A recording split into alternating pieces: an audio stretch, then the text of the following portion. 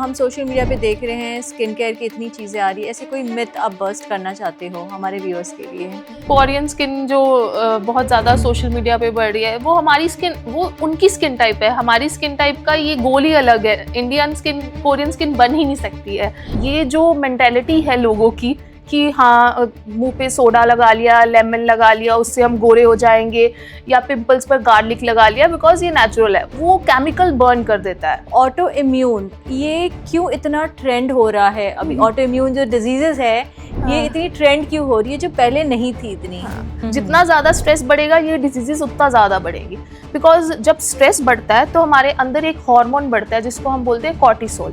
जो कॉर्टिसोल है वो डायरेक्टली इम्यून सिस्टम को एक्टिवेट कर देता है कि और ओवर एक्टिव हो जाए। Hair transplant is a proper surgery and हम इसलिए केसेस देख रहे हैं कि पीछे ही एक केस आया था ट्रांसप्लांट में, पेशेंट किया और उसकी डेथ हो गई। एक बिगेस्ट हेयर मिथ जो आपको बस्ट करना है सबके लिए? अगर आपकी डैंड्रफ है तो ऑयलिंग बिल्कुल नहीं करनी चाहिए, उससे डैंड्रफ बढ़ता है। एक एडवाइस जो आप टीनेजर्स को देना चाहेंगे? इंस्टाग्राम देखकर ओवर एक्सपेरिमेंटेशन मत करो। Hello and welcome to another episode of unfiltered Gyan with Tina, जहाँ पे हम बातें करते हैं रॉ, अनफिल्टर्ड और बिल्कुल दिल से। आज के टाइम पे सोशल मीडिया पे अगर हम देखें तो हर दूसरी रील होती है स्किन केयर के ऊपर, कोलाजन के ऊपर, हेयर फॉल के ऊपर, कोरियन स्किन को कैसे मेंटेन करना है, ग्लास स्किन कैसे मेंटेन करनी है। लेकिन क्या ये सोशल मीडिया ट्रेंड सही होता है? क्या हम जो देख रहे हैं वो एक्चुअल रियलिटी है उसके पीछे की? इन्हीं सब बातों के बारे में आज हम जानेंगे। हमारे साथ एक ऐसी गेस्ट है, डॉक्टर निष्ठा। शी इज़ अ डर्मैट और उन्होंने बहुत ही अच्छे अपने नॉलेज से हमें आपको बताएंगे, हम आज बताने वाले हैं कि क्या क्या चीज़ें स्किन के लिए ज़रूरी है और उसके पीछे का साइंस क्या है। तो हम बहुत टाइम नहीं लेंगे, हम उनका वेलकम करेंगे। Doctor Nishtha, welcome to our show. Thank you. और बताइए अपने बारे में कुछ कि क्या चल रहा है आजकल सोशल मीडिया पे स्किन केयर के बारे में, एंड रियलिटी क्या है एक हेल्दी स्किन मेंटेन करने के लिए? हाँ, मैं डॉक्टर निष्ठा हूँ, MBBS MD dermatology. Skin care के बहुत सारे मिथ्स चल रहे हैं जो हम सोशल मीडिया पे देखते हैं, जो वायरल ट्रेंड्स हैं हम देखते हैं स्किन केयर के रिगार्डिंग। बस ये है कि उसके पीछे का साइंस बहुत ज़रूरी है। हमने फॉलो नहीं करना है किसी को भी, बट अगर वो साइंटिफिकली बैक्ड है तो वो that is a good trend. But अगर सिर्फ मार्केटिंग के लिए वो ट्रेंड हो रहा है तो उसको फॉलो नहीं करना है हमने। तो अब उस रिगार्डिंग हम आज बात करते हैं, उसके थ्रू, उसके लिए हम सारा कुछ देखते हैं कि क्या क्या मैं आपको अपनी नॉलेज के शेयर कर पाऊँगी, वो सब कुछ देखते हैं हम। ठीक है। सो डॉक्टर निष्ठा, हमें ये एक बात बताइए आप, एक हेल्दी ग्लोइंग स्किन, उसकी रियलिटी क्या है? लाइक किसी की स्किन अगर ग्लो कर रही है तो क्या वो हेल्दी होती है? ग्लोइंग टर्म एक मार्केटिंग टर्म बन गया है। जी। हेल्दी होना बहुत ज़रूरी है। हेल्दी का मतलब स्किन का बैरियर मेंटेन होना। स्किन का बैरियर मेंटेन मतलब स्किन प्रोटेक्टेड स्किन है। वहाँ पर वो आपको पॉल्यूशन से प्रोटेक्ट कर रही है, उसमें कोई रेडनेस नहीं आ रही, उसमें कोई इचिंग नहीं हो रही, ब्रेकआउट्स नहीं हो रहे, तो that is a healthy skin. But glowing skin healthy skin का बाई प्रोडक्ट है, मतलब वहाँ पे ब्लड फ्लो अच्छा हो रहा है, हाइड्रेटेड है, दैट इज़ ग्लोइंग। बट हम ग्लोइंग स्किन को हमेशा हेल्दी स्किन नहीं कह सकते। बैरियर मेंटेन करना सबसे ज़रूरी बात है। और ये जो नया टर्म आया है कोरियन स्किन, ग्लास स्किन, ठीक है, तो ये भी सब is it like marketing term ही हम बोल सकते हैं या रियलिटी भी होती है इसके पीछे कुछ? Korean skin is a marketing term only. Korean skin Korea के लोगों के लिए, उनकी स्किन टाइप ऐसी थी, that is a skin care trend. उनका जो स्किन केयर होता है उसमें लेयरिंग ज़्यादा यूज़ करते हैं, जिसमें हाइड्रेशन ज़रूरी होती है, जेंटल प्रोडक्ट्स यूज़ करते हैं। बट इंडिया के जो इन्वायरमेंट है वो हॉट और ह्यूमिड इन्वायरमेंट है। वहाँ पर ये कोरिया का जो स्किन केयर, वहाँ पर ड्राई इन्वायरमेंट और कूल इन्वायरमेंट है, वो वाला स्किन केयर इंडिया के इन्वायरमेंट पर सूट करेगा ये नहीं हम कह सकते, क्योंकि ये एरिया टू एरिया डिपेंड करता है कि हम कैसा स्किन टाइप है, तभी बॉडी टू बॉडी डिपेंड करता है। और जैसे वो इंडियन की स्किन है वो डिफरेंट है एज कंपेरिजन टू कोरिया की स्किन। तो मैं आपसे सबसे एक बेसिक सवाल पूछना चाहूँगी, जो एक इंडियन स्किन केयर में या इंडियन स्किन जिनकी भी है, वो आज के डेट में सबसे बड़ी मिस्टेक क्या कर रहे हैं? 3 सबसे कॉमन मिस्टेक जो मैं रोज़ अपनी OPD में देखती हूँ। सबसे फर्स्ट है सनस्क्रीन नहीं लगाना। अच्छा। मोस्टली पेशेंट्स बोलते हैं या मोस्टली लोगों का आंसर ये होता है कि हम तो सारा दिन घर में रहते हैं। हाउसवाइफ्स का मोस्ट कॉमन ये आंसर है कि हम तो सारा दिन घर पे होते हैं, मैम हम तो बाहर जाते ही नहीं, हम क्यों सनस्क्रीन लगाएं। बट उसका मतलब ये नहीं है कि बाहर नहीं जा रहे हो तो आपको सन प्रोटेक्शन की ज़रूरत नहीं है। जो ग्लास विंडो है वहाँ से भी सन रेज आ रहे हैं, वो भी यूवी लाइट आ रही है जो आपको अफेक्ट कर रही है। जो आप स्क्रीन यूज़ कर रहे हो, वर्क फ्रॉम होम कर रहे हो, उसमें भी फिल्टर्स आ रहे हैं जो ब्लू रेज आ रही हैं जो आपकी स्किन को अफेक्ट कर रही है। तो सनस्क्रीन इज़ नॉन नेगोशिएबल, मतलब सनस्क्रीन लगाना ही लगाना है। एक सिंगल ये स्टेप है जो बहुत ज़रूरी है। ये एक बहुत कॉमन मिस्टेक है। दूसरी मोस्ट कॉमन मिस्टेक है DIY, जो नेचुरल है तो मतलब सेफ है। ये जो मेंटेलिटी है लोगों की कि हाँ मुंह पे सोडा लगा लिया, लेमन लगा लिया, उससे हम गोरे हो जाएंगे, या पिंपल्स पर गार्लिक लगा लिया बिकॉज ये नेचुरल है, वो केमिकल बर्न कर देता है। वैसे हमारे पास इतने पेशेंट्स आते हैं कि बर्न करके आ गए हैं, कुछ भी लगा लिया। तो ये चीज़ें मतलब नेचुरल है तो सेफ है, ये नहीं है होता, वो ज़रूरी नहीं है। And third, over experimentation. इतना ओवर एक्सपेरिमेंटेशन करती है पेशेंट्स। इंस्टाग्राम या फेसबुक पे रील देखा, किसी ने कमेंट कर दिया कि ये बहुत अच्छा है, तो वही आप यूज़ कर रहे हो। आपकी स्किन टाइप अलग है, सबकी स्किन टाइप के अकॉर्डिंग प्रोडक्ट्स अलग होते हैं, और साइंटिफिकली वो ज़रूरी है या नहीं वो देखना बहुत ज़रूरी है। इसी बात पे आते हैं कि जो हम सोशल मीडिया पे देख रहे हैं, यानी बहुत सारा कंटेंट हमें फ्री में मिल रहा है। हाँ जी। ठीक है, सोशल मीडिया पर फॉर स्किन केयर या मेकअप प्रोडक्ट्स, इन सब चीज़ों को लेके। एंड जो आजकल जो यूथ है, जो यंग लड़कियां हैं, अरे इसने लगाया है तो मुझे तो ट्राई करना ही है। हाँ। ये ओवर ब्लश कर लिया, हाँ। ओवर कुछ कर लिया, तो ये सब साइंटिफिकली प्रूवन नहीं होता है हाँ यूजुअली। जी, ये हाँ। सिर्फ बैक्ड बाय मार्केटिंग ही होता है। मार्केटिंग होता तो है। आप इस ट्रेंड को क्या बोलना चाहेंगे, और कहाँ पे जाके एक सही बोलते हैं ना कि रुकना चाहिए कि ओवर एक्सेस में हो रहा है? मतलब ये जो ट्रेंड्स होते हैं कि 10 स्टेप स्किन केयर रूटीन या आप ये सीरम यूज़ करो, दैट इज़ नॉट, ज़रूरी नहीं है। आप अपने डर्मेटोलॉजिस्ट को कंसल्ट करिए, आपकी स्किन टाइप के अकॉर्डिंग वो आपको प्रोडक्ट्स सजेस्ट करेंगे। बिकॉज एक इन्फ्लुएंसर ने अगर वो यूज़ किया है, उसका मतलब ये नहीं है कि वो आपकी स्किन को भी सूट करेगा। आपकी स्किन अलग है, सबकी स्किन अलग होती है। और बेसिक 3 स्टेप रूटीन सबसे ज़रूरी है। एक फेस वॉश, एक मॉइस्चराइजर और एक सनस्क्रीन। ये अगर 3 स्टेप आप यूज़ कर रहे हो तो that is more than enough, because consistency सबसे ज़रूरी है। परफेक्शन के ऊपर कंसिस्टेंसी है। ये नहीं कि आप हफ्ते में एक दिन 10 स्टेप कर रहे हो और बाकी के दिन में कुछ भी नहीं कर रहे हो। इससे बेटर है 3 स्टेप रूटीन करो, बट रोज़ करो।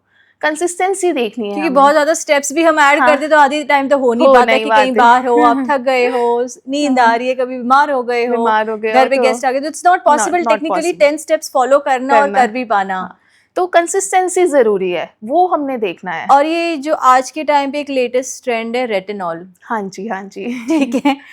हर कोई रेकमेंड करे कि रेटिनॉल तो लगाना ही है। कोई बोलता है डॉट्स लगा दो, कोई बोलता है फुल फेस पे लगा हाँ, दो। हाँ, हाँ। So what do you call it? Is it a trend या मार्केटिंग गिमिक, या फिर सही में उसके पीछे कोई साइंस है? रेटिनॉल बहुत अच्छा प्रोडक्ट है, ये एक एंटी एजिंग प्रोडक्ट है ये। बट एक तो है राइट एज में यूज़ करना। रेटिनॉल अगर आप 20s में यूज़ कर रहे हो उसका कोई बेनिफिट नहीं है, बिकॉज हम रिकमेंड ही उसे 30s के बाद करते हैं, जब Okay. आपको कोलेजन बूस्ट करना है बॉडी में। बिकॉज 20s में आपकी स्किन वैसे ही बहुत यंग और यूथफुल है, उस टाइम पे आपको माइल्ड प्रोडक्ट्स यूज़ करने हैं ताकि आपका स्किन बैरियर मेंटेन रहे। 30s के बाद यू नीड की कोलेजन बूस्ट हो, उसके बाद हम यूज़ कर रहे हैं। राइट, रेटिनॉल का मेन इशू है कि उसको कैसे लगाना है, कौन सा टाइप लगाना है। बिकॉज अगर आप बहुत ज़्यादा स्ट्रॉन्ग रेटिनॉल यूज़ कर लोगे, आपका बैरियर खराब हो जाएगा, रेडनेस, ड्राइनेस, बहुत सारी प्रॉब्लम्स आ सकती हैं। तो आप किसी डर्मेटोलॉजिस्ट के थ्रू, गाइडेंस के थ्रू, किसी अगर नेट पर देखकर स्टार्ट कर दोगे कोई ना कोई साइड इफेक्ट आ जाएगा। तो आपको कैसे गाइड किया जाता है, जैसे रेटिनॉल को एवरी ऑल्टरनेट डे से स्टार्ट करना चाहिए। स्टार्टिंग में सिर्फ 1 आवर लगाना चाहिए, पूरी रात नहीं लगाना, ताकि आपकी स्किन एक्लिमेटाइज हो जाए कि वो उसको एक्सेप्ट कर पा रही है या नहीं कर पा रही, वो हमें देखना बहुत ज़रूरी है। अच्छा, ये सेम थिंग हम अगर बोलते हैं, जैसे आपने मुझे अभी हमारे व्यूअर्स को बताया था, सनस्क्रीन बहुत ज़रूरी हाँ है। जी, हाँ। ठीक है, it is non negotiable product every day. So is it for male female both, या सिर्फ ऐसे जेंडर बायस्ड हम हो सकते हैं इसमें? नहीं नहीं, ये सबके लिए है, मेल फीमेल फेयर डार्क सारी स्किन टाइप्स के लिए सनस्क्रीन बहुत ज़रूरी है। और चाहे बाहर धूप नहीं है, क्लाउडी वेदर है, रेन है, तब भी सनस्क्रीन बहुत ज़रूरी है। चाहे आप घर के अंदर रहते हैं तब भी sunscreen should be a routine. जैसे सुबह उठ के ब्रश करना एक रूटीन है, एक हैबिट है, सनस्क्रीन को एक हैबिट बना लेना चाहिए। एंड अगर हम सनस्क्रीन नहीं लगाते हैं, हाँ जी, हाँ जी। समझिए कि, तो व्हाट आर अवॉइड द करें। साइड इफेक्ट्स इस चीज़ के? बहुत सारे साइड इफ़ेक्ट्स हैं। सबसे मोस्ट कॉमन है आपकी फ़ोटो एजिंग। आपके जो फाइन लाइन्स हैं, रिंकल्स हैं, वो जल्दी स्टार्ट हो जाएँगे। फ़ोटो पिगमेंटेशन मतलब मेलाज़्मा एक टर्म, छाइयाँ हमने सुनी है, जी, फीमेल्स में होती जी, हैं, जी। वो सन एक्सपोज़र से बढ़ती हैं, या फिर टैनिंग होना। एंड अदर साइड इफ़ेक्ट्स वैसे हमारी इंडियन स्किन टाइप पे कम है। इंडियन स्किन टाइप पे एक सनलाइट से एक रिएक्शन होता है, पॉलीमॉर्फिक लाइट इरप्शन, कि जब धूप के कारण स्किन में इचिंग, रेडनेस हो जाती है, तो ओके। वो हो सकता है। एंड जो फेयर स्किन टाइप है, लास्ट स्टेज में स्किन कैंसर्स का भी डर है। सो अगर हम देखें इंडियन स्किन टाइप एंड जो एक बाहर की जो स्किन्स होती है, उनमें क्या मेजर एज अ डॉक्टर आप एक डिफरेंस आपको होता है कि आपको फील होता है कि ये मेजर डिफरेंस है like in the skin type जो स्किन बाहर टाइप के लोगों में है और इंडियन स्किन में? जैसे हमारी स्किन टाइप टाइप 3 या टाइप 4 स्किन टाइप है।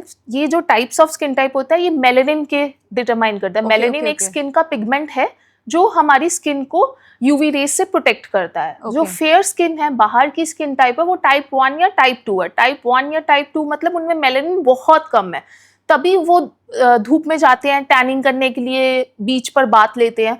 जो हमारी स्किन टाइप है, उसमें मेलेनिन का क्वांटिटी बहुत अच्छा है, 3 या ओके। 4 है, तो वो धूप से हमें बचा रहा है। तो इसलिए डिपेंड करता है, हमें भी सनस्क्रीन की बहुत ज़रूरत है, तो डिपेंड करता है कि हमें कितना एसपीएफ, हमें एसपीएफ 50 तक sunscreen is more than enough.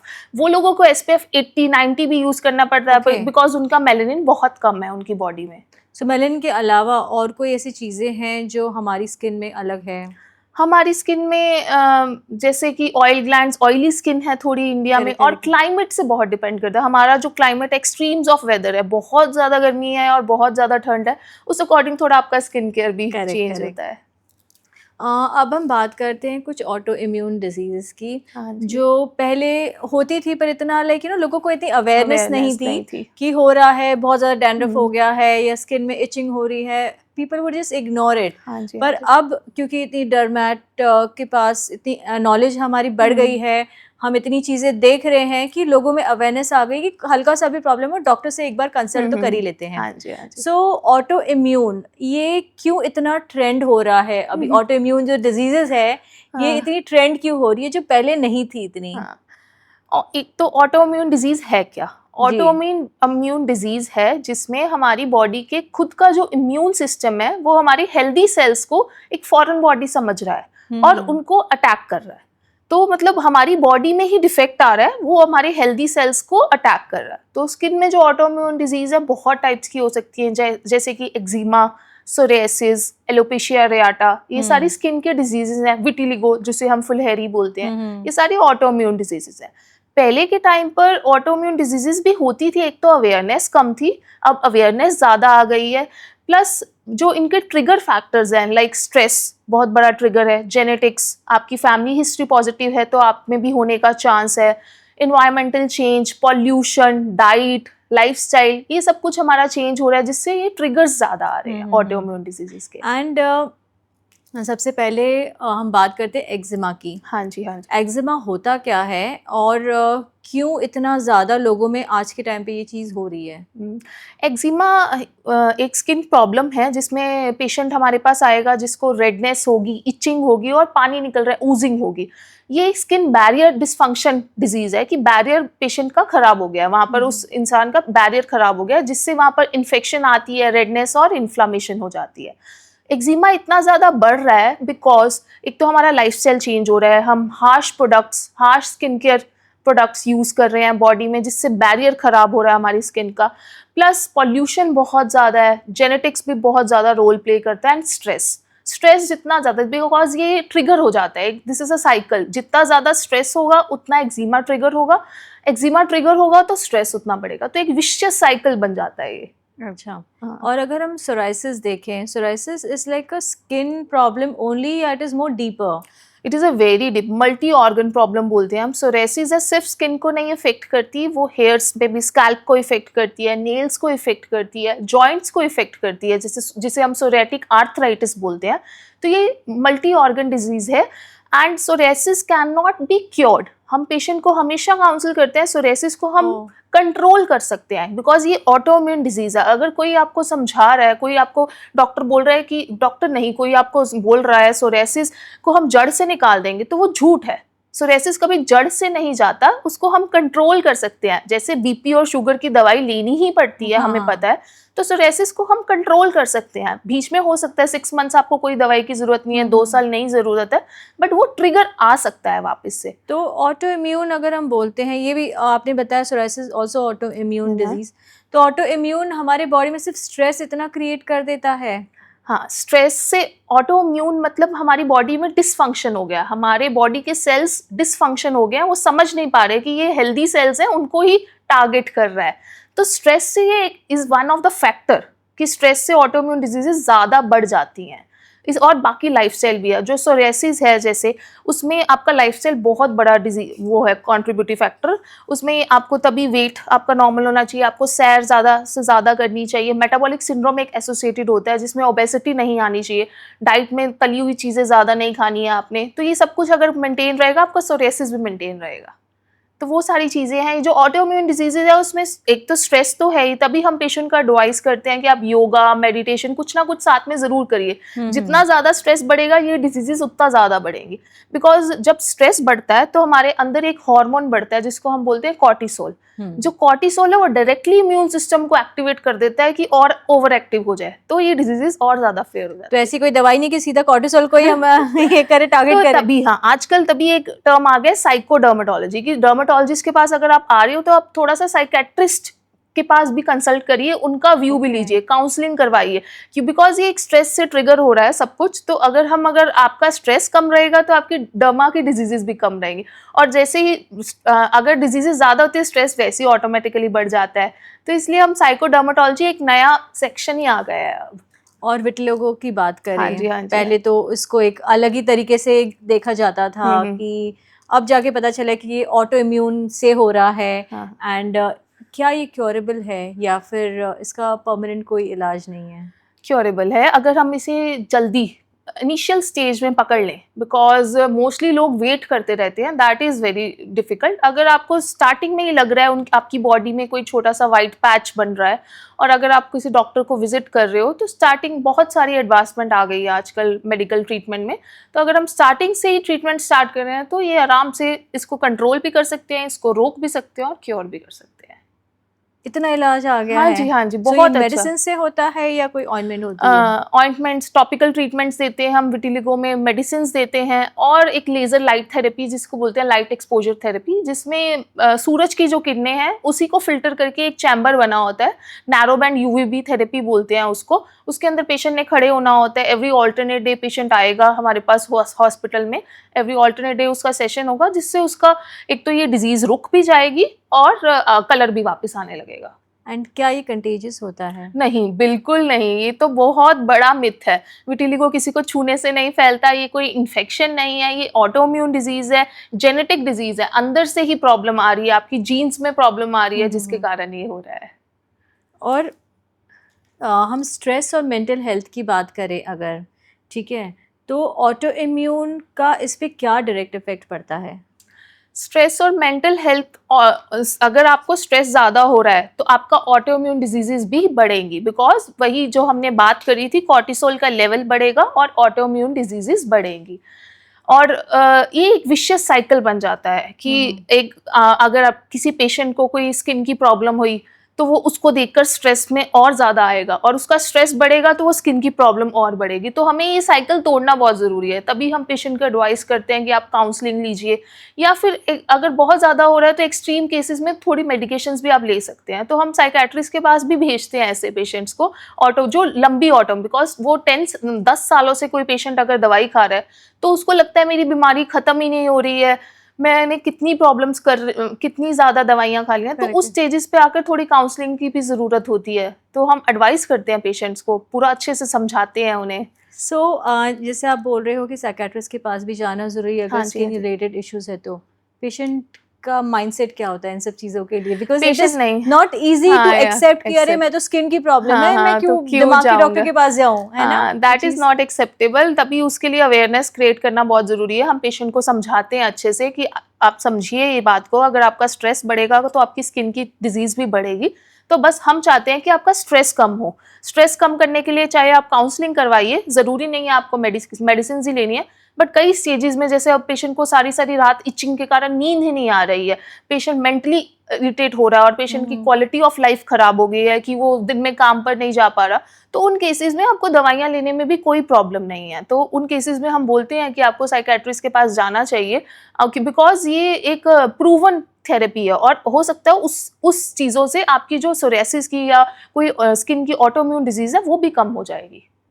तो डॉक्टर मुझे आप एक बात बताइए कि इतनी सारी जो हम प्रॉब्लम्स फेस कर रहे हैं, क्या पहले भी ये होती थी या ये अभी न्यूली इन्वेंटेड प्रॉब्लम्स है ये? नहीं, पहले भी होती थी, ये बहुत सालों से ये प्रॉब्लम्स हैं, बस ये है कि थोड़ी अवेयरनेस कम थी पहले इन प्रॉब्लम्स के लिए और थोड़ा हमारा लाइफस्टाइल ज़्यादा अच्छा था, बिकॉज़ ये लाइफस्टाइल रिलेटेड प्रॉब्लम्स भी हैं।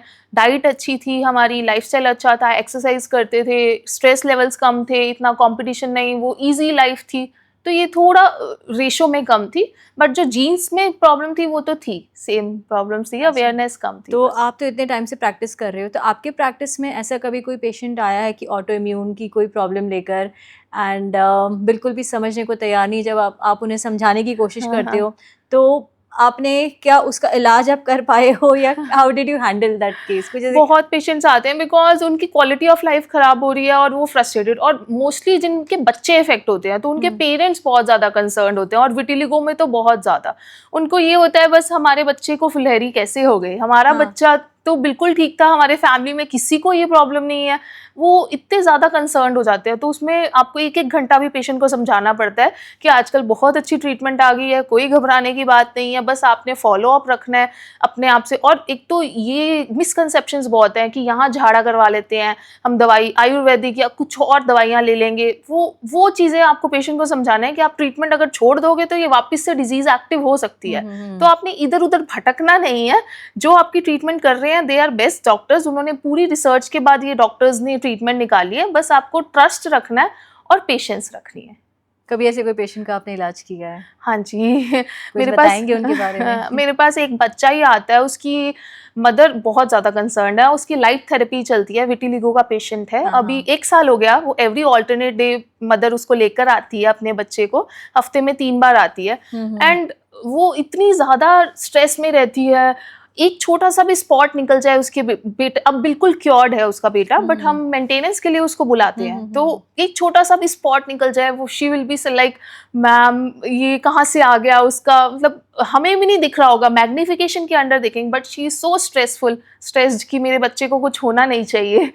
तो फिर उसको समझाते हैं, नाउ शी इज़ कॉन्फिडेंट कि हाँ मैम ने इसको ठीक कर दिया है, अब मैं मैम के पास, मतलब मेरे पास फॉलो अप करती है सारा टाइम, और कुछ भी प्रॉब्लम होगी तो मैम मेरी बात सुनेंगे, अगर मुझे कोई इशू आएगा तो मैम सुनेंगे, नंबर मैंने उससे अपना दिया हुआ है, शी विल कॉल मी कि मैम मुझे ये इशू आ रहा है, या now she is a friend of mine. अच्छा। तो like is it like a good chance कि कभी रिटर्न नहीं होगा उस बच्चे को विटिलिगो?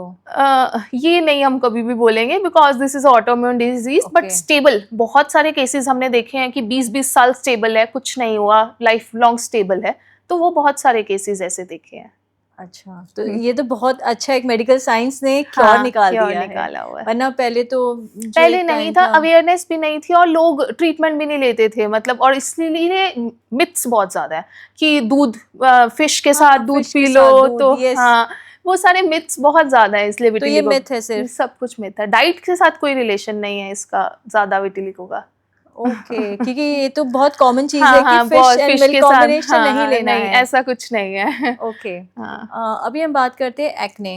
हाँ जी, लाइफस्टाइल इतनी चेंज हो रही है, हम्म। फूड पैटर्न्स ऐसे हो गए हो हैं गया, कि हाँ हाँ कोई भी एज में हो एक्ने हो रहे हैं, बच्चों से लेके बड़ों तक, 50 साल तक फीमेल लाइक स्किन पे आप देख सकते हैं कि हाँ, एक्ने एक्ने हो रहे हो हैं। रहा है, पहले तो होता था कि शादी हो गई फिर तो आपको पिंपल्स होते ही नहीं होते है, ही नहीं राइट? थे, एक हाँ टाइम था जी हाँ वैसा जी हाँ माना जी। जाता था, पर अब तो हर किसी को एक्ने हो रहा है। तो ये व्हाई इज एडल्ट एक्ने इतना कॉमन आज के टाइम पे? एक्ने के काफ़ी रीजंस हैं। अब एडल्ट एक्ने में मोस्ट कॉमन रीजन है हार्मोनल चेंजेस। हार्मोनल चेंजेस जिसमें हम पीसीओडी मोस्ट कॉमन है, पॉलिसिस्टिक ओवेरियन डिजीज हम बोलते हैं, तो वो सभी के कारण एक्ने हमारे बॉडी में हार्मोन्स एंड्रोजन्स बोलते हैं, तो वो वाले हार्मोन्स बढ़ जाते हैं जो ऑयल ग्लैंड्स को एक्टिवेट करते हैं, तो जिससे एक्ने हो जाता है। तो एडल्ट एक्ने मोस्टली आता है जॉ लाइन पे, जो पेशेंट्स हमारे पास प्रेजेंट करते हैं जॉ लाइन, चिन, चीक पे एक्ने हो रहा है बारी बारी और पीरियड्स के आसपास ट्रिगर हो रहा है, तो वो एक्ने मतलब पेशेंट के अंदर हार्मोनल चेंजेस आ रहे हैं। और डाइट में हाई ग्लाइसेमिक इंडेक्स डाइट ले रहे हैं। हाई ग्लाइसेमिक इंडेक्स डाइट मतलब जिसमें मीठा ज़्यादा खाना, शुगर इंटेक ज़्यादा लेना, डेयरी प्रोडक्ट्स बहुत ज़्यादा लेना, फैटी फूड ज़्यादा लेना, तो ये सारे एक्ने के पेशेंट्स को हम काउंसिल करते हैं कि आपकी लाइफस्टाइल, डाइट बहुत ज़रूरी है, अच्छा होना, आपके हार्मोन्स मेंटेन रहने चाहिए। हार्मोन्स कैसे मेंटेन रहेंगे? स्ट्रेस कम होना चाहिए, स्लीप साइकिल रेगुलर रहना चाहिए, एक्सरसाइज बहुत ज़रूरी है। तो ये सारे फैक्टर्स हैं, हमारी लाइफस्टाइल के कारण ही ये जो अडल्ट एक्ने है उतना ट्रिगर हो रहा है, उतना बढ़ रहा है। और एक तो स्किन बैरियर भी सबका खराब हो रहा है, बिकॉज ओवर एक्सपेरिमेंटेशन हो रहा है।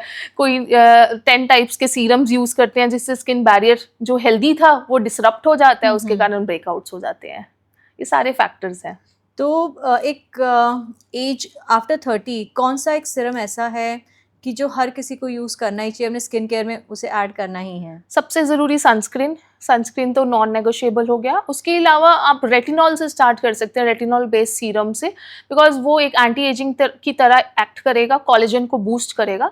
बट रेटिनॉल को लगाना कैसे है वो आपको कोई डर्मेट एडवाइस करेगा उसके बाद। एंड बीच बीच में आप you can use vitamin C also, because that is a antioxidant, तो वो एंटीऑक्सीडेंट की तरह एक्ट करेगा। और हम जो जितनी वेबसाइट्स है हर जगह बहुत सारे सिरम्स आ रहे हैं। हाँ जी, हाँ जी। ठीक है, I would not even want to name. Yeah. ठीक है, तो ये सब कुछ यूज़ करना ज़रूरी है? बिल्कुल ज़रूरी नहीं है। सब कंसिस्टेंसी ज़रूरी है। आपको एक तो अच्छा face wash, gentle cleanser, moisturiser, because hydration सबसे ज़रूरी है। हाइड्रेटेड जो स्किन होगी वो वैसे ही हेल्दी और ग्लोइंग होगी।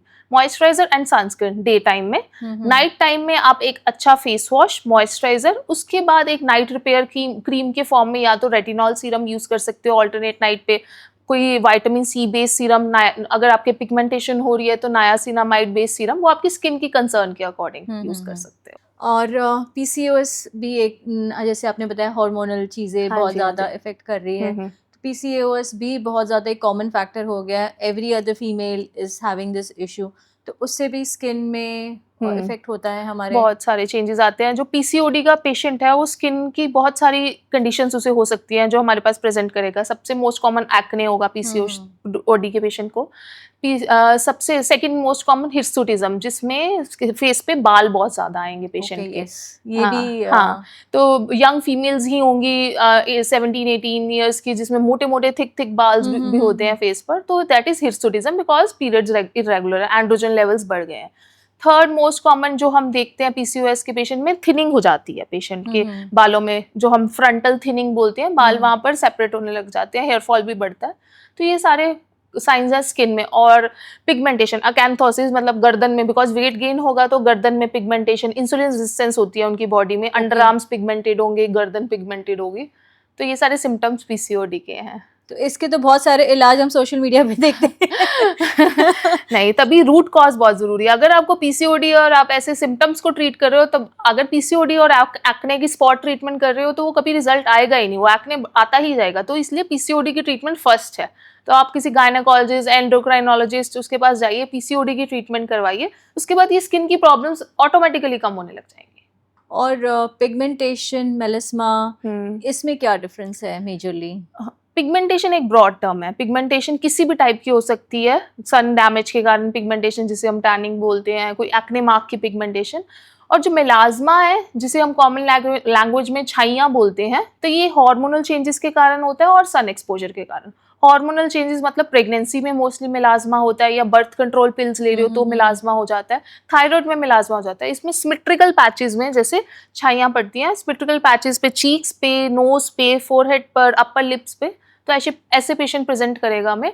और मिलाज्मा को ट्रीट करना बहुत डिफिकल्ट है। मिलाज्मा रीअक्कर भी बहुत कॉमनली होता है और डीप होती है इसकी पिगमेंटेशन। इसमें टॉपिकल ट्रीटमेंट्स तो यूज़ करते ही हैं, बट लेजर्स और केमिकल पील्स की भी ज़रूरत पड़ती है।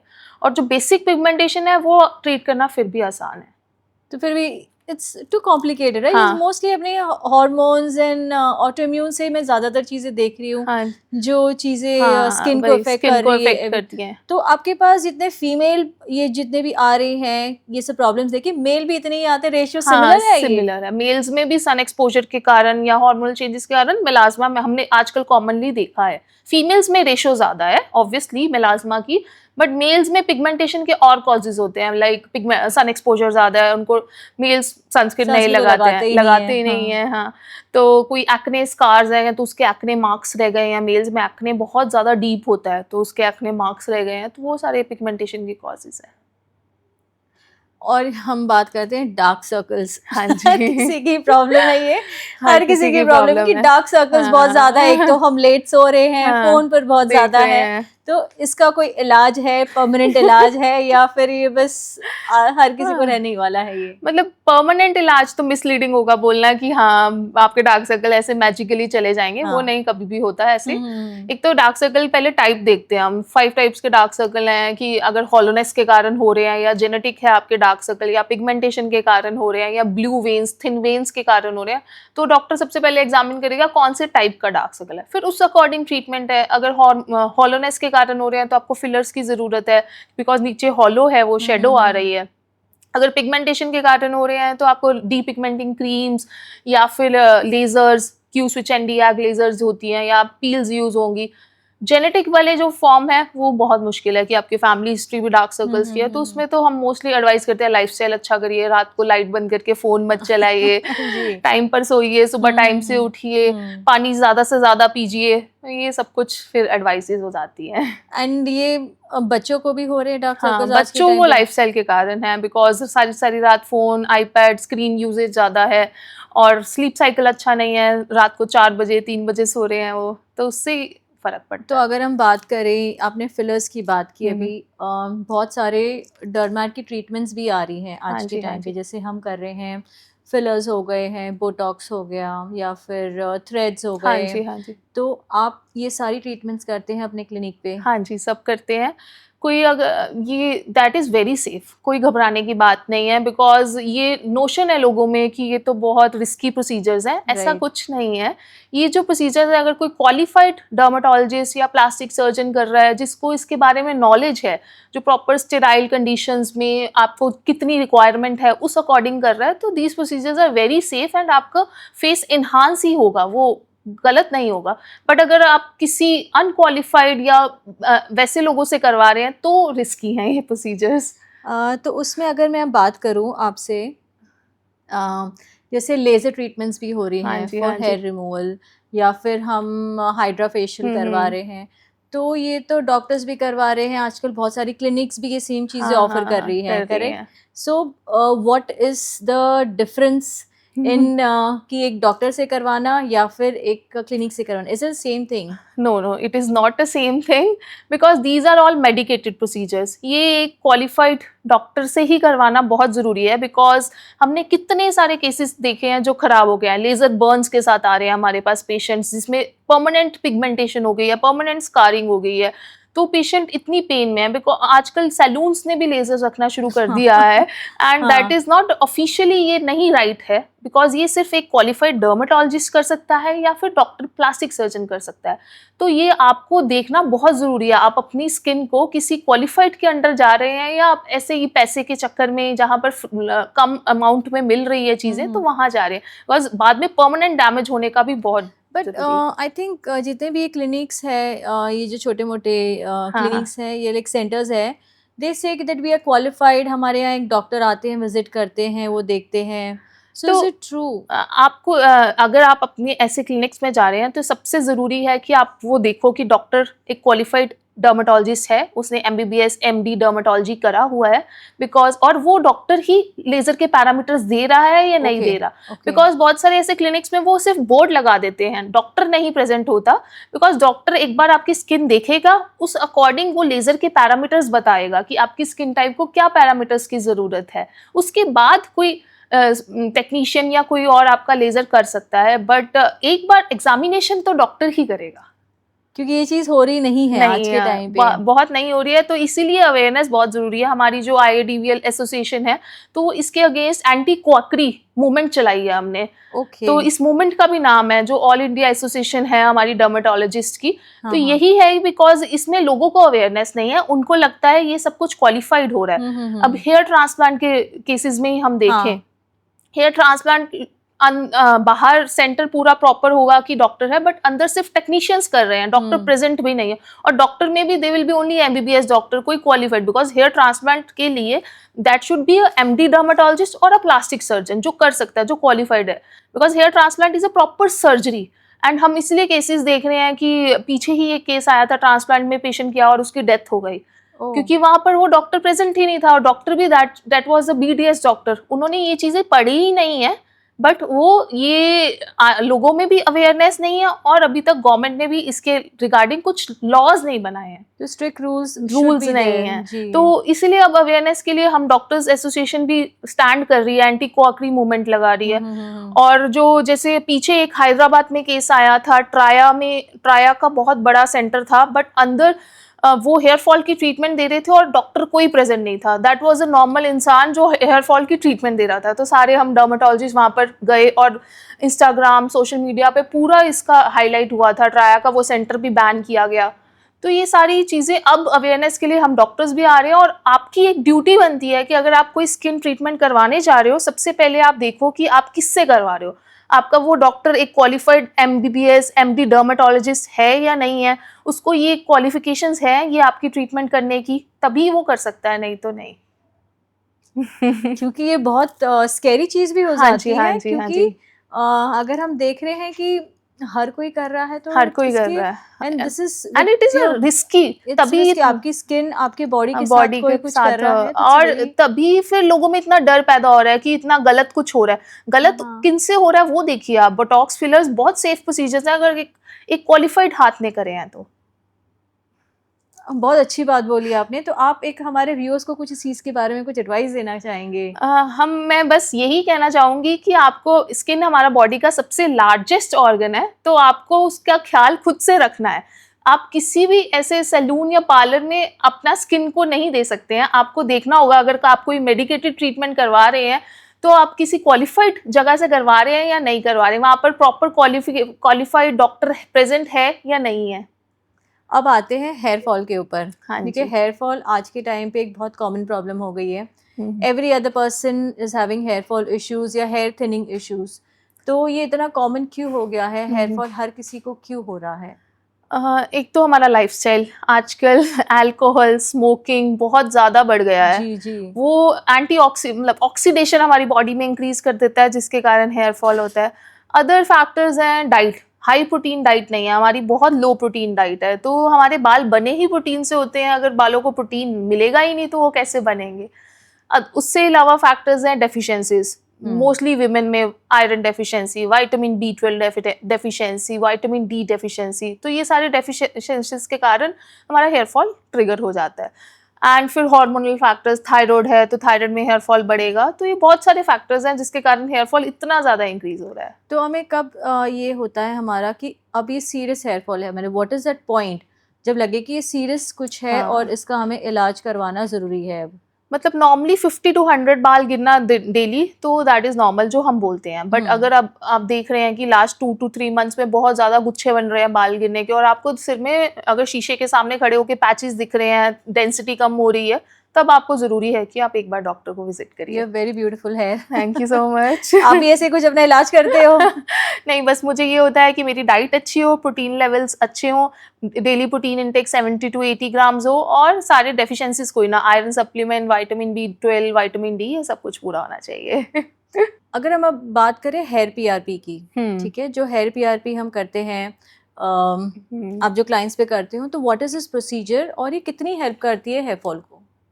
जो हेयर PRP है उसके अंदर हम आपका खुद का ब्लड लेकर उसमें से प्लेटलेट रिच प्लाज्मा बनाते हैं। तो इसकी सिटिंग्स होती हैं, मंथली 1 सिटिंग होती है, एंड मिनिमम 3 सिटिंग्स हम बोलते हैं कि पेशेंट को लेनी पड़ेगी, एंड इट इज़ इफेक्टिव, एक हद तक इफेक्टिव है।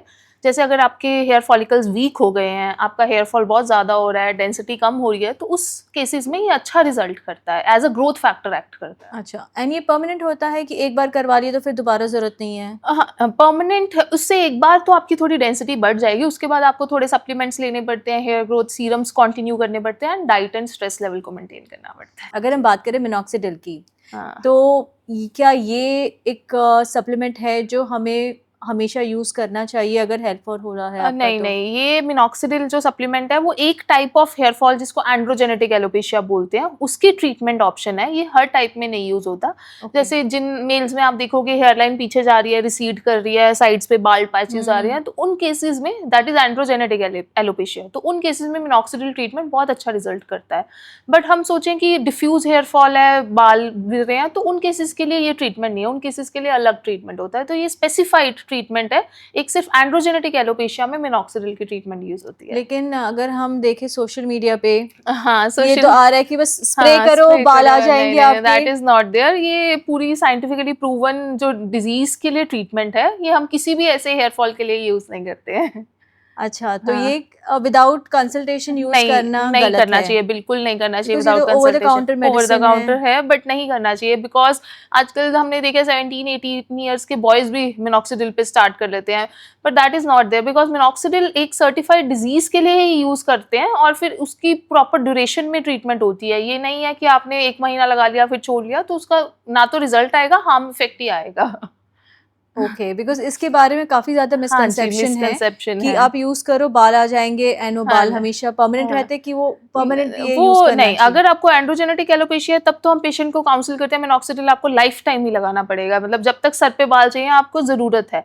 तो इसलिए ये सिर्फ उस डिजीज़ में ही यूज़ होता है। अगर हम सोच रहे हैं कि डिफ्यूज़ हेयर फॉल है, बिकॉज़ हेयर फॉल बहुत सारे कॉजेज़ से हो सकता है, आपकी डेफिशिएंसीज़ हैं, आपको डैंड्रफ हो रहा है, आपको सीज़नल वेरिएशन है, बहुत सारे कॉजेज़ हैं। तो हम पहले देखेंगे कि हेयर फॉल किस टाइप का है, उसको कौन-सी डिजीज़ हो रही है, उसको टिलोजेन इफ्लूमियम है या फिर उसको एंड्रोजेनेटिक एलोपेशिया, उस अकॉर्डिंग उसकी ट्रीटमेंट होगी। और जो फीमेल हेयर थिनिंग पैटर्न जो हाँ होता जी, है, हाँ जी, हाँ जी। तो उसके लिए आप कैसी ट्रीटमेंट्स आप रेकमेंड करते हाँ, हैं उन्हें? फीमेल में भी डिफ्यूज हेयर फॉल है या सेंट्रल पार्टीशन बढ़ रही है, बहुत लोगों में हम देखेंगे बाल्डनेस आ रही है। करेक्ट। तो अगर वैसा वाला है, सेंट्रल पार्टीशन बढ़ रही है, तो that is female pattern hair loss, तो उसमें मिनॉक्सिडिल हम स्टार्ट करते हैं। बट फीमेल्स में कम परसेंटेज में स्टार्ट होता है, जैसे मेल्स में 5% है, फीमेल्स में 2% से स्टार्ट होता है। बिकॉज एंड फिर उसके बाद अगर आपको डिफ्यूज हेयर फॉल्स है तो फिर उसको हम टीलोजेन इफ्लूवियम बोलते हैं, तो उसमें हम डेफिशिएंसीज चेक करेंगे, थायराइड आपका चेक करेंगे, और फिर मल्टीपल ग्रोथ फैक्टर्स वाले सीरम्स देंगे, जैसे रिडेंसिल हो गया, कैपेक्सिल हो गया, तो वो वाले सीरम्स यूज होते हैं। और पीआरपी में और हेयर ट्रांसप्लांटेशन में क्या फ़र्क है? PRP and hair transplant, PRP is आपके खुद का प्लेटलेट जी, लेकर हमने इंजेक्ट करा, and hair transplant is a surgery. तो पीआरपी इज इनिशियल फेज में, जब आपके फॉलिकल्स प्रेजेंट है, आपके फॉलिकल्स वीक हो गए आपकी, बट डेंसिटी कम हो गई, बट फॉलिकल्स प्रेजेंट है, तब हम पीआरपी करते हैं कि हम फॉलिकल्स को बूस्ट करें, वहाँ पर हेयर ग्रोथ को बढ़ाएं, जो पतले बाल है उनको मोटा करें। बट एक कंडीशन आती है, जैसे हम मेल्स में देखेंगे वहाँ फॉलिकल्स ही डेड हो गए हैं, कि प्रॉपर गंजापन दिख रहा है हमें, तो उन केसेस में बालों में हम अगर पीआरपी लगाएंगे तो कोई इफेक्ट नहीं आएगा, बिकॉज फॉलिकल्स ही नहीं है। तो उस केसेस में हमें ट्रांसप्लांट करना पड़ता है। उसमें हम क्या करते हैं, दूसरी जगह से बाल लेंगे, आपके पीछे की तरफ से बाल लेंगे और आगे में इम्प्लांट कर देंगे। तो that is a permanent procedure, because एक जगह से बाल लेकर दूसरी जगह पर हमने रूट्स की तरह So लगा does it the. look natural? हाँ, it look natural only if done by a qualified good doctor, because ये एक स्किल है, ये आर्ट है, वहाँ पर उसको नेचुरल हेयर लाइन देना कि पेशेंट को लगे बिल्कुल नेचुरल रिजल्ट्स आ रहे हैं। तो ये किस डॉक्टर ने करा, डॉक्टर से करवाया या टेक्नीशियन से करवाया, तो आपको देखकर पता चल जाएगा कि ये ट्रांसप्लांट हुआ है। बिकॉज मैंने इतने सारे पेशेंट्स देखे हैं जिसमें पता भी नहीं चल रहा ट्रांसप्लांट हुआ है, इतनी अच्छे स्किल से हुआ है। तो एंड ये परमानेंट होता है? हाँ, जो हमने बाल लगाए हैं दैट इज परमानेंट, बिकॉज हमने अब अगर आप किसी नॉर्मल इंसान में भी देखेंगे तो अगर पूरा गंजा भी हो जाए तो पीछे की 4 उंगलियों पे वो वाले एरिया में हमेशा बाल प्रेजेंट होते हैं, तो हम उस वाले जोन से, उसको डोनर एरिया बोलते हैं, उस जोन से निकाल कर आगे बाल लगा देते हैं, तो वो वाला जो बाल जो ट्रांसप्लांट करे हैं हमने वो परमानेंट है, बट जो ट्रांसप्लांट है वो सिर्फ जहां पर बाल नहीं है वहीं पर लगाए जाते हैं, बट जो एग्जिस्टिंग बाल हैं वो तो जा सकते हैं। तो हम पेशेंट को काउंसिल करते हैं कि हम जैसे आपके ये बाल एग्जिस्टिंग थे, इसके अंदर हमने ट्रांसप्लांट कर दिया, बट एग्जिस्टिंग तो कभी भी निकल सकते हैं, तो इसको बचाना बहुत जरूरी है। नहीं तो आपको अभी आज आपने ट्रांसप्लांट करवाया, 2 साल के बाद आपको लगेगा कि फिर से वही कंडीशन आ गई। तो एग्जिस्टिंग बालों को बचाना आपकी जिम्मेवारी है, उसके लिए फिर आपको मिनॉक्सिडिल कंटिन्यू करना पड़ेगा, आपको ओरल सप्लीमेंट्स लेने पड़ेंगे जो आपको डॉक्टर एडवाइस करेगा, और जो हमने ट्रांसप्लांट करके लगाए हैं वो परमानेंट है। तो यानी ये पूरे एक लाइफ लॉन्ग मेंटेनेंस है, पर एक बार आपने अगर करवा लिया तो ये किसी अच्छे सर्जन से या फिर फ्रॉम अ गुड डर्मेट, तो ये परमानेंट एक ट्रीटमेंट और बहुत अच्छा रिजल्ट आता है। आजकल हम एक्टर्स को भी देखते हैं, सलमान खान ने 3 बार करवाया है, तो हमें दिखता है कितना अच्छा रिजल्ट आ रहा है। तो वो हेयरलाइन भी एज के अकॉर्डिंग बनाते हैं, ये नहीं कि बिल्कुल आगे तक हेयरलाइन बना दी कि ओल्ड एज में आपको वो अच्छी नहीं लगे, because that is a permanent. जो हमने एक बार बना दिया, तो हम एज के अकॉर्डिंग हेयरलाइन बनाएंगे कि आप कल को अगर एज भी करोगे तो आपको नॉर्मल लगेगी वो चीज। And is it cost effective? Yes, very much cost effective, because this is a proper surgery. 8 to 10 hours लगते हैं। सुबह 8 बजे पेशेंट ओटी के अंदर जाता है, शाम को 6 बजे बाहर निकलता है। तो आप एक सर्जरी करवा रहे हो तो आपको ये एक अच्छे सर्जन से ही करवाना चाहिए। जैसे आपकी हार्ट की सर्जरी जितनी इंपॉर्टेंट है, तो वैसे दिस इज अ सर्जरी। तो आप कॉस्ट के लिए अकॉर्डिंग करवाइए, मतलब ये नहीं है कि जहाँ से सस्ते में हो रहा है तो करवा लिया, बट बिकॉज कि मुझे ये था कि बस आपके एक हेयर फॉलिकल निकाल दिया, नई जगह पे डाल दिया, and it's done. That is not there, it's a proper surgery, because बहुत टीडियस प्रोसेस है। हम मैग्निफिकेशन लगाते हैं उसके, जो इसका प्रोसेस है 8 to 10 आवर्स लगते हैं, बिकॉज हेयर फॉलिकल निकालना, फिर स्लिट्स बनाना, फिर स्लिट्स में इम्प्लांट करना, तो ये प्रॉपर टीम वर्क होता है। 6 to 8 लोगों की टीम होती है, जिसके अंदर डॉक्टर्स कुछ स्टेप करता है, टीम वर्क कुछ स्टेप करती है, टेक्नीशियंस कुछ स्टेप करते हैं, तो प्रॉपर सर्जरी है। और जैसे हम ये जो हेयर लॉस की बात कर रहे हैं, तो मेल फैक्टर्स बहुत अलग होते हैं हेयर लॉस के, फीमेल फैक्टर्स बहुत अलग होते हैं हेयर लॉस के। तो सबसे ज़्यादा जेनेटिकली जो प्रॉब्लम होती है वो मेल में ही होती है, फीमेल में भी होती है? दोनों में होती है, मेल्स में ज़्यादा है जो जेनेटिकली प्रॉब्लम है। फैमिली हिस्ट्री पॉजिटिव है, plus lifestyle, plus stress and alcohol and smoking, उससे भी बहुत ज़्यादा। तभी जल्दी एज में, जैसे अगर हम देखेंगे किसी पेशेंट से पूछो आपके पापा के बाल कैसे हैं, तो वो बोलते हैं चले गए हैं, बट लेट गए थे, मतलब 40s के अराउंड गए थे, बट मेरे तो 20s में ही जा रहे हैं। तो वो लाइफस्टाइल फैक्टर्स हैं, बिकॉज आजकल हमारी लाइफस्टाइल, डाइट इतनी अच्छी नहीं है, लाइफस्टाइल बहुत खराब है, पॉल्यूशन बहुत ज़्यादा, तो इसलिए हमारे ट्रिगर जल्दी हो रहा है, हमारा एज जल्दी आ गई है। ठीक है। और जो हम सारे सप्लीमेंट्स जो आ रहे हैं फॉर आवर स्किन एंड हमारे बालों के लिए आप कुछ सप्लीमेंट्स रेकमेंड कर सकते हैं ऐसे जो हमें यूज़ करने हैं? Glutathione is also very commonly use injectables में जो फॉर्म हो रहा है, ड्रिप्स में जाके कि चलो कुछ नहीं है तो ड्रिप्स जाके हम लेके आ जाओ, तो इज इट गुड? एक हद तक it is not good, required नहीं हम बोलते हैं, बट इट इज़ एंटीऑक्सीडेंट, तो उसका अच्छा रिजल्ट आता है, आपकी ग्लोइंग थोड़ी सी स्किन हो जाती है, बट ये टेम्परेरी इफेक्ट है। तभी आई ऑलवेज एडवाइस पेशेंट कि आप फेयरनेस की तरफ मत भागो। आपका जो कॉम्प्लेक्शन है हमने उसी को इवन टोन करना है और उसी में ग्लो लाना है कि हेल्दी स्किन लगे आपकी। तो हेल्दी स्किन के लिए हम ग्लूटाथायोन को यूज़ कर रहे हैं एक रिकमेंडेड डोज में, तो दैट इज़ ओके। बट अगर आप चाहते हो कि बस मुझे गोरा होना है तो उस डोज में ग्लूटाथायोन चाहिए, तो वो चीज़ें नहीं रिकमेंडेड है। लेकिन हम जैसे बॉलीवुड में देख रहे हैं कि जानवी कपूर, श्रीदेवी, इनके बारे में तो बहुत कॉमनली बोला जा रहा है कि काजोल के लिए उन्होंने यूज किया है, तो वो उनका प्रोफेशन था, उनको जरूरत थी उस चीज की। तो but our India is obsessed with fair skin, correct? तो ये गलत नोशन है, बिकॉज हमारी मेलेनिन कोई गलत चीज नहीं है, हमारा जो स्किन कलर बहुत अच्छा स्किन कलर है, बिकॉज इसमें यूवी प्रोटेक्शन भी हो रही है। तो हमें अपनी स्किन कलर को एम्ब्रेस करना है, बस उसी को इवन टोन करो, उसे हेल्दी करो और उसमें ग्लो लाओ। ये लोग नहीं समझ रहे हैं कि बस गोरा होने के एक ऑब्सेशन के पीछे इंडियंस, और वो मार्केटिंग भी वैसी हो रही है। कोई भी क्रीम आती है तो वो फेयरनेस को टारगेट कर रही है, that should not be there कि हाँ ये फेयरनेस प्रोडक्ट है। फेयरनेस वर्ड ही गलत है, फेयरनेस जरूरत ही नहीं है। आपकी स्किन हेल्दी होनी चाहिए, आपकी स्किन ग्लोइंग, हेल्दी और ग्लोइंग, और बैरियर मेंटेन होना चाहिए उसमें। एंड जो सारे जो सप्लीमेंट्स होते हैं, जैसे हमने और कोलाजन हो गया, हाँ, सारे हेयर सप्लीमेंट्स हेयर है, बालों को सप्लीमेंट्स। लेके बहुत सारे सप्लीमेंट्स आजकल वायरल हो रहे हैं। फिर बायोटीन इज़ वेरी हाँ, कॉमन कि ये तो कॉमनली यूज़ करो, ये आपके नेल्स के लिए, आपकी स्किन बालों के के लिए, लिए, बालों हाँ। के लिए। सो क्या ये सब ज़रूरी है हमारे स्किन के लिए, बालों के लिए? सबसे पहले हम बोलते हैं कि आप अपने ब्लड टेस्ट करवाओ, कोई डेफिशिएंसी है तो उस अकॉर्डिंग हम ट्रीटमेंट करेंगे, बिकॉज ये सिर्फ मार्केटिंग बहुत ज़्यादा हो रही है, उससे ये हाइप ज़्यादा क्रिएट हो गई है। तो हम पेशेंट को बोलते हैं बेसिक आपके iron levels, vitamin B12, vitamin D ये पूरे होना सबसे ज़रूरी है। आपकी डाइट में प्रोटीन होना बहुत ज़रूरी है, बिकॉज जो कोलेजन है वो एक मार्केटिंग गेम बन गया है। अगर आपकी डाइट में प्रोटीन अच्छा है तो आपको कोलेजन लेने की ज़रूरत ही नहीं है, क्योंकि बॉडी में जाकर कोलेजन ने भी ब्रेक डाउन हो जाना है। तो वो स्किन को कोलेजन डायरेक्टली नहीं जा रहा है, वो ब्रेक डाउन होकर अमीनो एसिड्स बन रहे हैं जो बॉडी में कोलेजन प्रोड्यूस कर रहे हैं। तो हम अगर डाइट में ही 80 to 90 ग्राम्स प्रोटीन रख रहे हैं तो वो भी जाकर अमीनो एसिड्स बना देगा। तो ये मार्केटिंग बहुत ज़्यादा है, सोशल मीडिया लोग, वही है ना कि कोलाजन एक ड्रिंक पी लो हाँ, सुबह, आपकी ऐसा स्किन वही वो बहुत ज़्यादा मार्केटिंग टर्म है। अब आजकल के डर्मेटोलॉजिस्ट ज़्यादा कोलेजन नहीं रिकमेंड करते हैं, वो बोलते हैं अगर आपकी डाइट अच्छी है, आप डाइट में प्रोटीन ले सकते हो, तो आपको ज़रूरत ही नहीं है इन चीज़ों की। और अगर आप एक्सरसाइज कर रहे हो, आपकी बॉडी जो मसल्स हैं वो स्ट्रेंथ ट्रेनिंग हो रही है, तो आपकी वैसी एंटी एजिंग हो रहा है। सो उससे प्रोटीन लेवल इज हाँ, मोर मोर इम्पोर्टेंट इम्पोर्टेंट, आपके हाँ। लिए for your- और फीमेल्स में बहुत ज़रूरी है, मीनोपॉज के अराउंड बहुत ज़रूरी है आपका प्रोटीन पूरा होना, बिकॉज प्रोटीन अच्छा होगा, आपकी बॉडी लूज नहीं करेगी, फैट लूज नहीं करेगी और मसल्स स्ट्रेंथ रहेगी।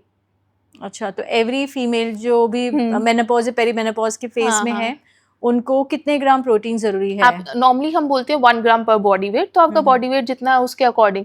बट अगर आप वर्कआउट भी कर रहे हो तो आपकी मसल्स को भी प्रोटीन की जरूरत है, तो 1 to 1.5 ग्राम पर बॉडी वेट हर किसी के लिए हर जरूरी है किसी ये, के लिए जरूरी। अगर फीमेल स्पेशली, और मेल के लिए मेल भी के लिए भी है, मेल के लिए थोड़ी ज्यादा अमाउंट में, तभी मोस्टली इंडियंस की डाइट वेजिटेरियन है। वेजिटेरियन डाइट में प्रोटीन पूरा करना is like big very factor, difficult. Very difficult. तो इसलिए वेजिटेरियन डाइट में हमारे प्रोटीन लेवल्स कम रह जाते हैं, तो स्किन सैगिंग, लूज स्किन, ये सारे से, और हेयर फॉल होना ये नॉर्मल हो जाता है। जो एक रैपिड जो फिलहाल हो रहा है वेट लॉस, हाँ जी, ओज़ेम्पिक, ओज़ेम्पिक, हाँ जी। ठीक है, हर कोई जैसे हम हाँ, स्क्रीन्स पे देख रहे स्क्रीन्स पे हैं, देख बॉलीवुड रहे पे हैं। देख रहे हैं कि एवरीवन इज टेकिंग दोज हाँ जी, इंजेक्शंस हाँ जी। एंड एकदम से स्किन लूज हो रही लूज हो है, रही है। बॉडी, हाथों की स्किन लूज हो रही हाँ। है। So is it like healthy, और उसका कोई इलाज है कि आपने वेट लूज तो कर लिया but you just sagging from everywhere? So जो ये ओज़ेम्पिक फेसिस जो हम बोलते हैं, ये रैपिड वेट लॉस के कारण है, बिकॉज आपका फैट एकदम चला गया, तो आपके जो हमारे फेस पे भी फैट पैड्स होते हैं वो भी सारे डिसॉल्व हो गए, तो हमारी स्किन को सपोर्ट सिस्टम चला गया, तो सारा सैगिंग हो गया। तो ये एक बाय प्रोडक्ट है, तभी हम हमेशा बोलते हैं कि आपको वेट लॉस करना चाहिए ग्रेजुअल, ताकि आपकी स्किन हेल्दी रहे, स्किन इलास्टिसिटी मेंटेन रहे, नहीं तो स्किन ऐसे सैगिंग हो जाएगी। तो अगर आपका ग्रेजुअल वेट लॉस हो रहा है तो ये प्रॉब्लम्स आपको आएंगी ही नहीं, बट ओज़ेम्पिक से या फिर किसी, अगर आप रैपिड वेट लॉस कर रहे हो तो ये साइड इफेक्ट्स हैं, ये नॉर्मल है, ये आएंगे ही आएंगे।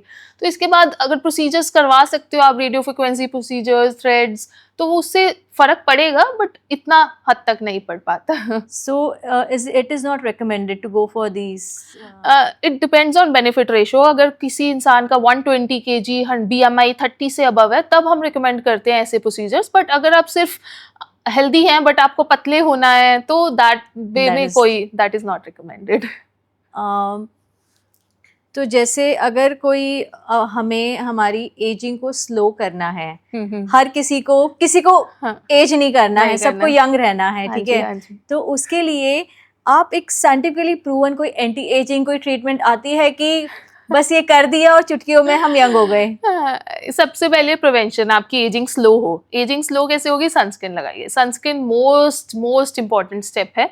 सेकंड, हम रेटिनॉल स्टार्ट कर सकते हैं 30s के बाद। रेटिनॉल हम रिकमेंड करते हैं कि आप स्टार्ट करिए, वो कोलेजन को बूस्ट करेगा।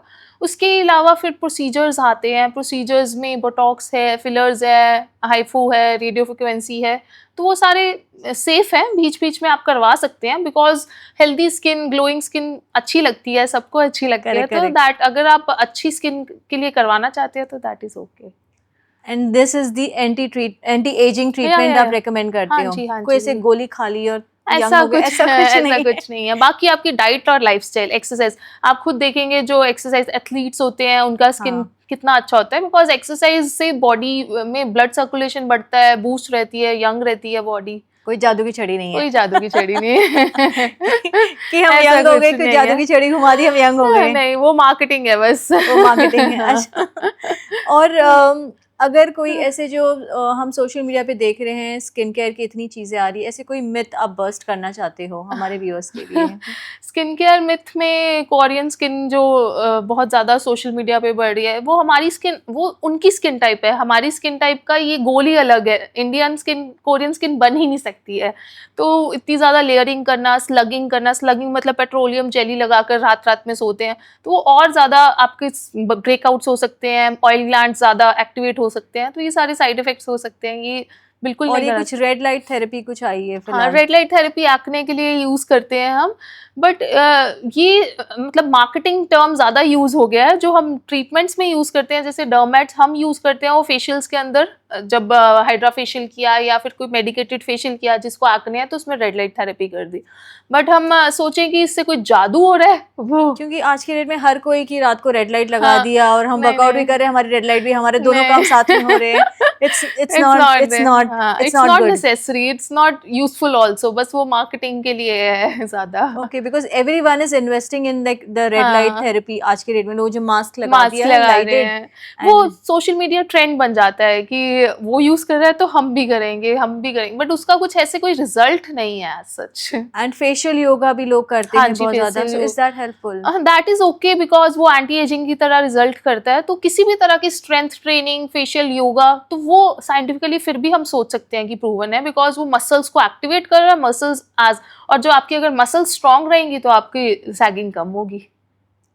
एंड अगर अब हमारे व्यूअर्स को एक स्किन और हेल्थ के लिए कुछ एक एडवाइस देना चाहेंगे which is very simple to follow, एक रूटीन ऐसा रूटीन, कुछ, हाँ जी। तो वो क्या होगा? स्किन के लिए 3 स्टेप बेसिक रूटीन आपने फॉलो करना है। सबसे फर्स्ट है जेंटल क्लींजर। एक जेंटल क्लींजर से आप रोज़ फेस वॉश करिए। उसके बाद एक अच्छा सेरामाइड बेस्ड मॉइस्चराइज़र। मॉइस्चराइज़र बहुत ज़रूरी है आपको हाइड्रेटेड रखने के लिए, and followed by a sunscreen. दिन में सनस्क्रीन लगाना मस्ट है। हम तो बोलते हैं एवरी 4 आवर्स में आपको सनस्क्रीन को रिपीट करना चाहिए। अगर आप सुबह 8 बजे लगा रहे हैं तो उसके बाद 12 ओ क्लॉक रिपीट करिए, एंड सनस्क्रीन के बिना बिल्कुल नहीं रहना। चाहे घर के अंदर हैं, आप बाहर जा रहे हैं, सनस्क्रीन बहुत ज़रूरी है। एंड हेयर्स के लिए सबसे इंपॉर्टेंट है, एक तो एवरी ऑल्टरनेट डे वॉश करिए अगर गर्मी में, नहीं तो वीकली ट्वाइस, बहुत ज़रूरी है। एंड उसके बाद आपकी डाइट में प्रोटीन बहुत ज़रूरी है, बिकॉज हमारे बाल बने ही प्रोटीन से हुए हैं, तो हमें 80 to 90 ग्राम डेली का प्रोटीन इंटेक करना ही चाहिए। प्लस आपके अगर कोई सप्लीमेंट्स लेने हैं तो आप vitamin B12, vitamin D, iron supplement ले सकते हैं, आप अपने टेस्ट करवा सकते हैं, कोई डेफिशिएंसी है उसके अकॉर्डिंग। एंड बायोटिन सप्लीमेंट्स कुछ हद तक 4 to 5 मंथ्स के लिए बीच में बूस्ट करने के लिए आप ले सकते हैं। अब थोड़े कुछ फन क्वेश्चंस करते हैं हम हाँ आपके जी, हाँ साथ। जी। Simple one line answer, yes तो ठीक में है। आप मुझे जवाब दे सकते हैं। सनस्क्रीन और moisturiser, what is more important? Sunscreen. Retinol और vitamin C? Retinol. Korean skin care और simple basic skin care? Simple basic skin care. PRP in one word? Growth factors. Botox in one word? Anti ageing. एक skin care ingredient जो हर किसी को अपनी skin पर लगाना ही है आफ्टर 30? रेटिनॉल। मुझे स्टार्ट करना पड़ेगा। जो एक ऐसा कोई स्किन केयर इंग्रेडिएंट जो लोग ओवर यूज़ कर रहे हैं आज के टाइम पे? ओवर यूज़ कर रहे हैं आज के टाइम पर, वो बहुत सारे हैं, जैसे विटामिन सी, नियासिनामाइड, बहुत सारे स्किन केयर हैं जो आपकी स्किन को ज़रूरत भी नहीं है बट फिर भी वो यूज़ कर रहे हैं। एक बिगेस्ट हेयर मिथ जो आपको बर्स्ट करना है सबके लिए? डैंड्रफ है तो ऑयलिंग कर लो, ऑयलिंग से डैंड्रफ ठीक हो जाएगा। ओके। हाँ, ऑयलिंग, अगर आपकी डैंड्रफ है तो ऑयलिंग बिल्कुल नहीं करनी चाहिए, उससे डैंड्रफ बढ़ता है। कुछ ऐसा फूड जो हमें हमारे खाने में रोज़ डालना ही, यूज़ करना ही है for good hair and skin? Protein rich food, अगर आप नॉनवेज खाते हैं तो एग्स खा सकते हैं, अगर वेजिटेरियन है तो सोयाबीन हो गया, नट्स हो गए, नट्स ले सकते हैं। एक ऐसी कोई हैबिट जो हम रोज़ कर रहे हैं लेकिन वो हमारी स्किन को बुरी तरह से डैमेज कर रहा है? हम बिना फेस वॉश करे सो जाते हैं रात को, मतलब क्लीन नहीं करते हैं फेस, और बिल्कुल सो जाते हैं। सो रोज फेस वॉश और यूज रात को, करना हाँ जरूरी हाँ, है। रात को एक बार मुंह धोकर फेस क्लीन करके नाइट टाइम में और मॉइस्चराइजर लगा के सोना बहुत जरूरी है। मेकअप आपका मुझे जो सब शुरू डस्ट, करना हाँ, पड़ेगा। बिकॉज जो डस्ट है दिन भर की, हाँ वो जी। पॉल्यूशन के कारण, वो सब कुछ एक बार क्लीन करके बेसिक फेस वॉश मॉइस्चराइजर लगाइए और फिर सोइए। एक ब्यूटी ट्रेंड जो अभी बहुत हाइप पर है लेकिन बहुत जल्दी डिसअपियर होने वाला है। वही कोरियन बेस स्किन बहुत ज़्यादा हाइपर हो गया है एकदम से, कि कोरियन स्किन प्रोडक्ट्स भी आने लग गए हैं, तो वो सब कुछ। एक एडवाइस जो आप टीनेजर्स को देना चाहेंगे। इंस्टाग्राम देखकर ओवर एक्सपेरिमेंटेशन मत करो। और for people over 40।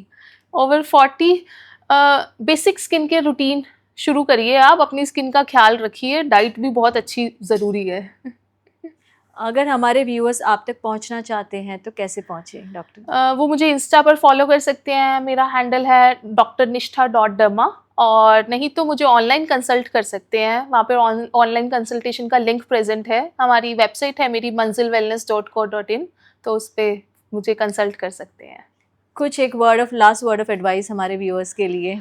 Thank you so much, आपने मेरा आज मुझे टाइम दिया, और मैं यही कहना चाहूँगी कि आपकी स्किन बहुत ज़रूरी है, आप उसका ख्याल रखिए। और वैसे वायरल ट्रेंड्स देखकर या फिर किसी अनक्वालिफाइड पर्सन्स के पास जाने से पहले बहुत ज़रूरी है कि सोचिए आप।